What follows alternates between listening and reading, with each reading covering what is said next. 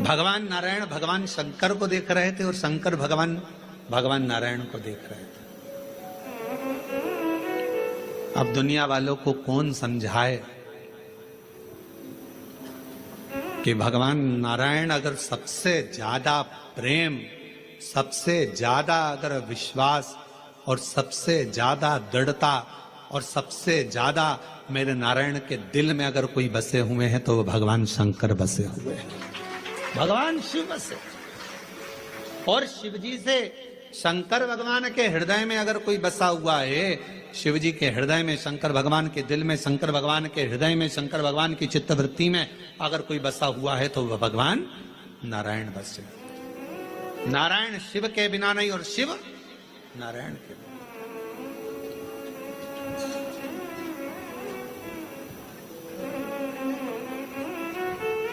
कितनी बड़ी बात लिखी है शिव महापुराण के अंदर। कोई राम को मानने वाला यदि शिव का अपमान कर देता है तो भगवान राम उसे जिंदगी में कभी दर्शन नहीं देते। और शिव को मानने वाला यदि भगवान नारायण का, राम का, कृष्ण का अपमान कर देता है तो भगवान नारायण, कृष्ण, राम उसको दर्शन नहीं देते। शिव के बिना राम नहीं, राम के बिना शिव नहीं, राम के बिना शिव के बिना कृष्ण नहीं और कृष्ण के बिना शिव नहीं। अब कई लोग कहते हैं हमारे पूजन के घर में, हमारा छोटा सा पूजन का मंदिर है घर के अंदर, गुरुजी उसमें लड्डू गोपाल बैठे हैं, उसमें मुरलीधर भगवान बैठे हैं, उसमें कृष्ण कन्हैया बैठे हुए हैं। क्या हम शंकर भगवान का शिवलिंग मंदिर के अंदर रख सकते हैं? तो हम उनसे पूछते हैं तुम्हें मना किसने करा, पहले उसका नाम बताओ कि मंदिर के अंदर शंकर भगवान का शिवलिंग नहीं रखना चाहिए।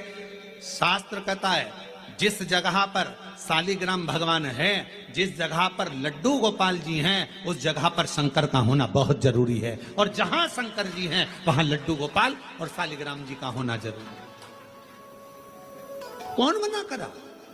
शिव पंचायत में 5 देवता हैं, आप लोगों को उनके नाम याद हैं। पहले नंबर पर सूर्य नारायण भगवान, दूसरे नंबर पर भगवान विष्णु, तीसरे नंबर पर गणेश जी महाराज, चौथे नंबर पर मां जगत जननी दुर्गा भवानी और 5वें नंबर पर देव अधिदेव महादेव। ये शिव पंचायत के 5 देव हैं। इस पंचायत के देवता का मतलब है कि हमारे घर के अंदर अगर लड्डू गोपाल जी विराजमान है तो हमारे घर के अंदर पूजन वाले स्थान में शंकर का शिवलिंग भी होना बहुत जरूरी है। शिव के बिना नारायण नहीं और नारायण के बिना शिव नहीं। अभी श्रावण के महीने में हम रोज पाठ करते हैं, सुबह का समय पाठ करते हैं, फिर शाम के समय भी थोड़ा थोड़ा पाठ का जो सुबह पढ़ते हैं। तो आशीष जी बोले कि गुरुजी आप जो पाठ करते हैं उसमें से थोड़ा थोड़ा सा व्याख्यान सब जनमानस को मिले। तो अभी 2-4 बार से आप लोगों के पास आ भी रहा होगा पढ़ते हुए पाठ कि हम जो पढ़े वो आपके सामने हम उसको उंगली फेर कर बता देते हैं कि हमने शिव पुराण के इस पृष्ठ से ये बात को लेकर बोला गया, उसका स्मरण। और जो लोगों को वो नहीं मिलता हो तो हमारी सोशल मीडिया पर आकर जो हम पाठ करते हैं उस पाठ की उंगलियां चलते हुए पूरा पाठ करते हुए बताते हैं कि श्री शिवाय नमस्तुभ्यम का जल चढ़ाने का, जल पीने का, प्रसाद पाने का, शंकर जी का कौन सा शिवलिंग कब पूजना चाहिए, कौन से शिवलिंग का क्या अनुष्ठान हो सकता है, शंकर जी को क्या चढ़ाना चाहिए, वो सब उस पाठ में बता देते। और पूरे सावन के महीने में आपको मिलेगा, प्रयास करेंगे कि पूरे सावन के महीने में आपको वो पाठ का छोटा छोटा अंश आपके पास तक पहुंचे।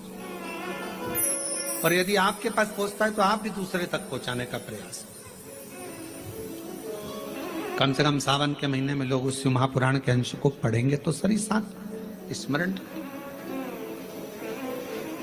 शिव तत्व कह रहा है, भगवान शंकर का चरित्र कह रहा है कि नारायण के बिना भगवान शिव खाली हैं और शिव नारायण के बिना और नारायण शिव के बिना खाली, दोनों।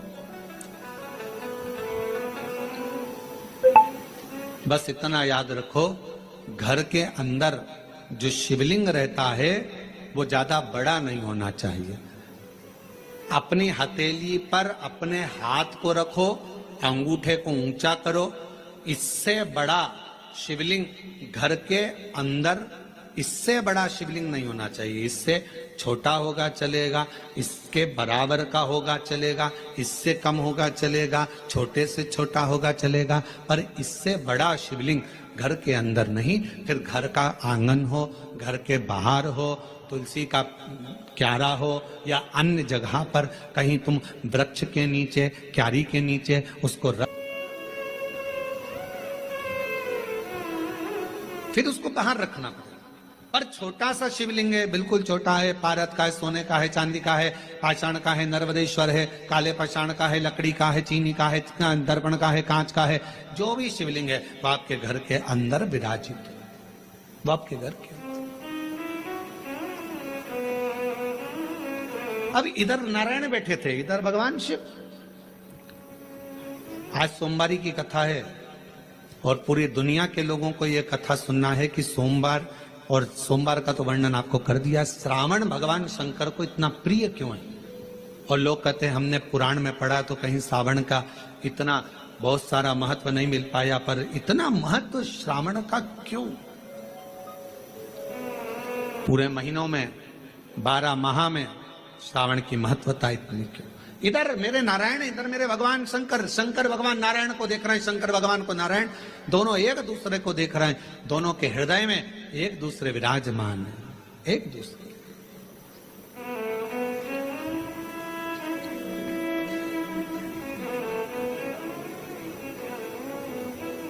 समय आया, समय आया, दोनों सुध में थे, दोनों सुध। जब निगाहें मिलती है, पास में कौन देख रहा है, क्या कर रहा है, सूझ नहीं पड़ता। हमने देखा है कई कथा सुनने वालों को उनका जो ध्यान लगता है भगवान में, तो पड़ोसन क्या कर रही है, क्या बोल रही है, कौन जा रहा, कौन आ रहा, उसे कोई सुध नहीं पड़ता। उसका तो दिल शिव में है, उसका मन भगवान। और ये हमने पहले की बात है, बहुत पहले की, लगभग हो गए होंगे 30-32 साल के लगभग में, जब हम एक बार छिपरा में कथा करने के लिए गए थे। तो छिपरा में मध्य प्रदेश के पास में मांगलिया, इंदौर के पास में छिपरा है, वहाँ हम जब कथा करने गए तो हम ठहरे थे वहाँ पर मालू जी के यहाँ पर, तो वहाँ ठहरे थे और कथा चल रही थी मंडी में, मंडी भवन में, टीन शेड था, उसके नीचे कथा चल रही थी। और कथा के आयोजक थे राठी परिवार, वहाँ राठी जी, मोहन जी वगैरह वहाँ है छिपरा में, तो वो उसके आयोजक थे।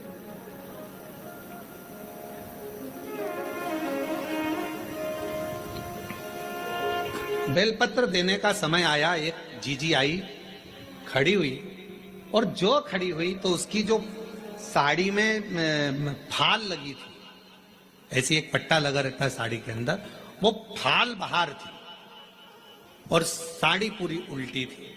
अब हमारे उसके चरण की साइड हमारा देखना हुआ, तो देखने में उसके सिर पर भी जो वो फाल थी, वो सिर के ऊपर ऐसा फाल का पट्टा था। अब हमने कहा जीजी, ओ जीजी, तो जीजी बोली हाँ गुरुजी। हमने कहा आज तो तुमने साड़ी को उल्टा पहन लिया। तो कहा नहीं गुरुजी, मैं तो सीधी पहन कर आई हूँ। हमने कहा सिर पे पल्लू है, जरा देखिएगा। तो फाल का पट्टा ऊपर था, साड़ी उल्टी थी। उसने कहा ओ बाप रे, ये मैं कहाँ पहन के आ गई, लोग तो मुझे हंसे होंगे। तो मैंने पूछा जीजी एक बात बताओ कि तुम ये साड़ी उल्टी पहन क्यों आई? तो कहा गुरुजी कथा के चक्कर में आगे बैठना था, इस चक्कर में इनका जल्दी पहनूं जल्दी पहनूं जल्दी पहनूं, और जल्दी के चक्कर में वो साड़ी उल्टी हो गई। हमने कहा जीजी आप चिंता मत करो, आज आप साड़ी का पल्लू उल्टा करी हो ना, मेरे देव अधिदेव महादेव जब तुम पर तकलीफ आएगी तुम उसके लिए उल्टा सीधा कैसा भी भजन करने के लिए अपनी सुध भुलाकर उस महादेव के लिए आई हो ना, एक ना एक दिन मेरा महादेव भी आपके लिए खड़ा मिलेगा। क्यों चिंता, क्यों विचार करना, क्यों सोचना कि हमने वो कई लोग क्या कहेंगे। हमने कहा आग लगे बस्ती में, अपन रहो मस्ती में। भगवान कृष्ण की गोपियों का प्रेम कृष्ण भगवान के प्रति कितना था कि गोपियां सुध भूल जाती थी कि लहंगा धरो शीस पर और दई चूनर पाओ, पतियन रोके नहीं रुकी, छोड़ चली घर।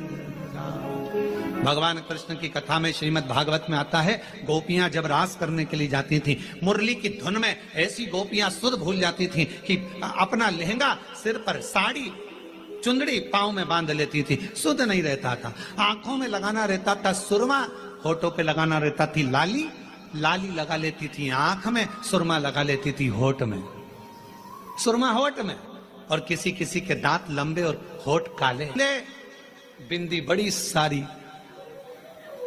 बहुत बड़ी बिंदी। तो गांव के लोग भी देखकर कहते, पता नहीं कहां की बहू आई है, सुध नहीं पड़ती है, इतना स्वरूप बनाकर ना जाने कहां जा रही है। तो एक बार खुद के पति मिल गए, पति ने कहा ऐसा रूप रखकर कहां जा रही है? तो कहा भगवान के साथ रास करने। तो भगवान के साथ रास करने जाएगी, तेरा रूप देखकर भगवान भाग जाएंगे। इतने में कहा नहीं नहीं नहीं, वो मुरली का धरने वाला है, वो बंसी बजाने वाला है, वो मेरे बाहर का रूप नहीं देखता, वो मेरे भीतर के रूप से मुझे पुकार लेता है, वो भीतर का देखता है, बाहर के रूप से परमात्मा कभी प्रसन्न नहीं है। बाहर क्या देखे, बाहर का रूप तो दुनिया को भाता है, मेरे परमात्मा बाहर का कभी रूप नहीं देखते कि तुम्हारा चेहरा क्या बोल रहा है, तुम्हारे नेत्र क्या बोल रहे हैं, तुम कितने सुंदर हो, कितने कैसे हो, नाक कैसी है, दांत कैसा है, मुख कैसा है, श्रवण शक्ति कैसी है, कर्ण कैसे हैं, भुकुटियां कैसी है, ये दुनिया के लोग देखेंगे। मेरा महादेव, मेरा ठाकुर, मेरा गोपाला, मेरा कृष्णा ऐसी चीजें नहीं देखता। मेरा बाबा तो केवल तुम्हारे हृदय का भाव देखता है। निर्मल मन सो मोहि पावा, मोहि छल छिद्र कपट ना भावा। मुझे केवल तुम्हारा मन, शुद्ध भाव, शुद्ध चित्त चाहिए। श्रावण की महत्वता कितनी है, इधर नारायण, इधर भगवान शंकर, दोनों एक दूसरे को देख रहे हैं, दोनों की सुध नहीं है, दोनों की सुध। छोड़ दिया मैंने खाना पीना तेरी याद में, छोड़ दिया मैंने खाना पीना तेरी याद में, मेरे दिल में उठे है भीड़ सखी, वृंदावन जाऊंगी, काशी जाऊंगी सखी, वृंदावन जाऊंगी। ये मन की पीड़ है, कोई कहे मुझे ब्रज जाना है, कोई कहे मुझे काशी जाना है, कोई कहे मुझे यहाँ जाना है, कोई कहे मुझे वहां जाना, ये भीतर की पीड़ा है, भीतर की पीड़ा, भीतर की। इधर से भगवान नारायण, इधर से भगवान शिव एक दूसरे को देख रहे हैं, एक दूसरे को निहार रहे हैं, दोनों की शुद्धता चली गई है। इतनी देर में दक्ष प्रजापति का आगमन हो रहा, दक्ष प्रजापति आ रहे और दक्ष प्रजापति का आगमन।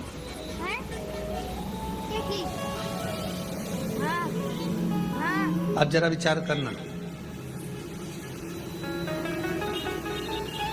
दिल लग गया शिव में, मन लग गया शंकर जी के मंदिर में।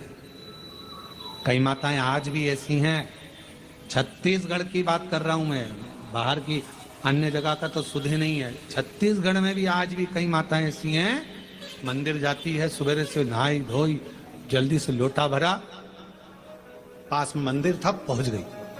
अब उसे ये भी नहीं मालूम कि मैं चप्पल पहनी कि नहीं पहनी, उसे ये भी नहीं मालूम मैं दरवाजा बंद करा ना करा।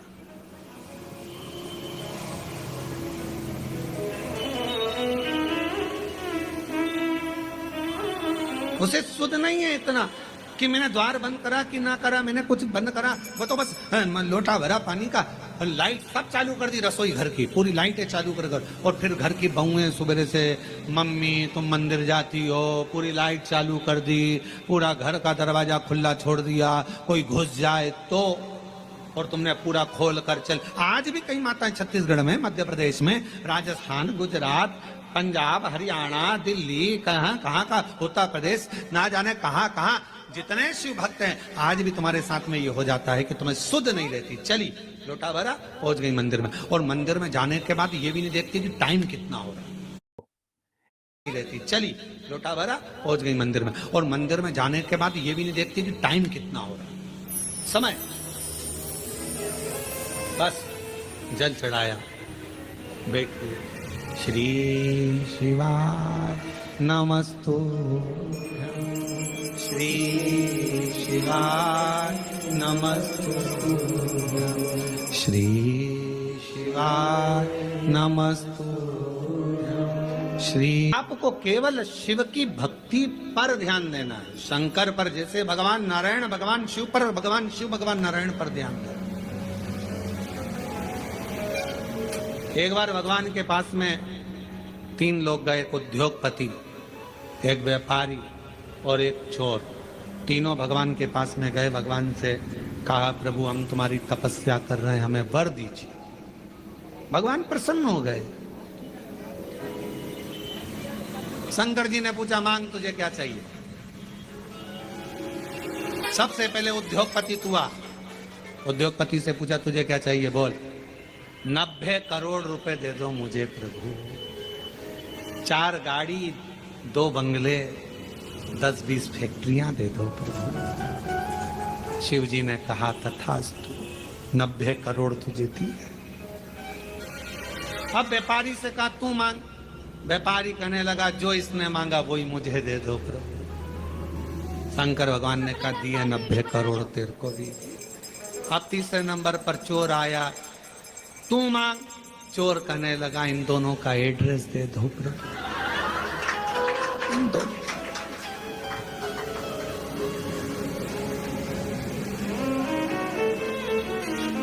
क्योंकि आपसे कहूं कि उद्योगपति ने जो मांगा वो दो तो 90 करोड़ मिलेंगे, और अगर कहूं तो व्यापारी ने जो मांगा वो दो तो 90 करोड़ मिलेंगे। इसलिए कृपा करो दोनों का एड्रेस दे दो। चोर बोला दोनों का एड्रेस मुझे दे। बस यही प्रसंग को ध्यान में रखना कि हमें 90 करोड़ नहीं, हमें शंकर के दरवाजे का एड्रेस मिल जाए, शिव की चौखट मिल जाए, शंकर का द्वार मिल जाए, और उसके द्वार से बढ़कर क्या चाहिए। प्रभु तेरा साथ न छूटे रे भोले, तेरा साथ न छूटे, और छूट जाए संसार भोले तेरा हाथ न छूटे। प्रभु तेरा, सब बोलो सब, प्रभु तेरा साथ न छूटे, ओ भोले तेरा साथ न छूटे, छूट जाए प्रभु तेरा हाथ न छूटे। संगी छूटे साथी छूटे सब कोई छूटे रे, संगी छूटे साथी छूटे सब कोई छूटे, और छूट जाए परिवार प्रभु तेरा साथ ना छूटे। बस तू ना छूटे। ये सब छूटने वाले नाते रिश्ते कुटुंब कबीले एक ना एक दिन सारे के सारे छूट जाएंगे, पर तू ना छूटे। ये बड़ी कृपा तेरी बनाए रखना, तेरी करुणा बनाए रखना, तेरी दया बनाए रखना। तू साथ होगा तो फिर कोई चिंता नहीं।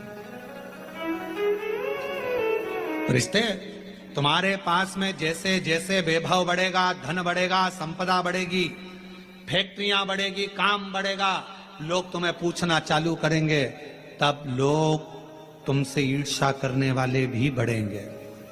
कोई दूसरे नहीं, अपने ही बढ़ेंगे। खूब कहेंगे ये चली अकड़ के देखो तो कितनी अकड़ में रहती है, भले बेचारी जैसी रहती थी वैसी रह रही है। फिर भी लोग कहेंगे अकड़ में रहती है। 2-4 फैक्ट्री खुल गई तुम्हारी, 1-2 राइस मिल खुल गई, ये खुल गया वो खुल गया, 2-4 बंगले बन गए, तो लोग कहेंगे बताओ पहले तो कैसे कैसे मिलते थे, आजकल तो मिलते ही नहीं। अरे भाई जब इतनी फैक्ट्रियां, कामकाज बढ़ा है तो काम बढ़ा है तो समय कहाँ मिलेगा। पहले की बात दूसरी थी, फ्री थे तो मिल लेते थे, उसमें क्या दिक्कत। इसमें अकड़ की कौन सी बात है।